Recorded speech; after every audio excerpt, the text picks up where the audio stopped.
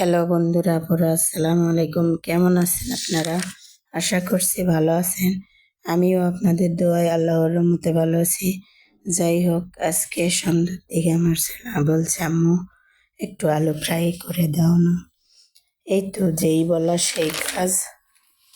আমিও ছোটবেলা থেকে দেখে এসেছি আমার মা বাবা, বিশেষ করে মা, আমরা ভাই বোনেরা যখন যা আবদার করেছি আল্লাহর রহমতে মা তা পূরণ করেছেন।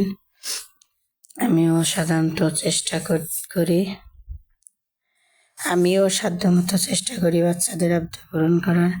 বাকি আল্লাহর হাতে। যাই হোক, ফাইনালি আমার হয়ে গেল পটেটো ফ্রাই ফাইনালি বানাই ফেললাম। সস দিয়ে পটেটো ফ্রাই খেতে অনেক সুস্বাদু, গরম গরম খুব মুচমুচে থাকে। আপনারাও বানিয়ে খেয়ে দেখবেন।